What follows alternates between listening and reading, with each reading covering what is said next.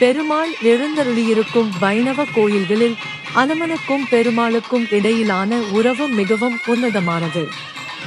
சிறிய திருவடி மற்றும் அனுமந்த வாகனம் குறித்த தகவல்கள். சிறிய திருவடி.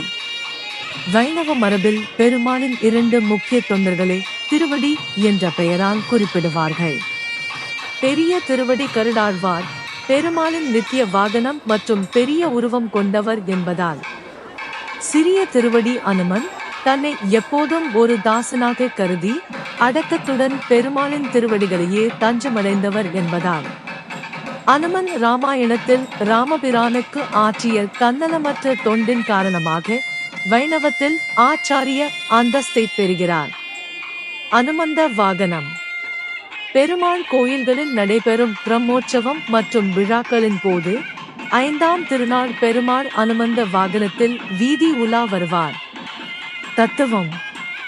அனுமன் ஒரு சிறந்த பக்தன். பக்தன் மீது பகவான் அமர்ந்து வருவது பக்தனுக்கு இறைவன் வசப்படுகிறான் என்பதையும், உண்மையான தொண்டனின் பெருமையை உலகறியச் செய்வது என்பதையும் உணர்த்துகிறது. கோலம். பொதுவாக அனுமன் மண்டியிட்டு தன் 2 கரங்களையும் ஏந்தி பெருமாளை தாங்குவது போன்ற கோலத்தில் இந்த வாகனம் அமைக்கப்பட்டிருக்கும். ராமபிரான் தரிசனம்.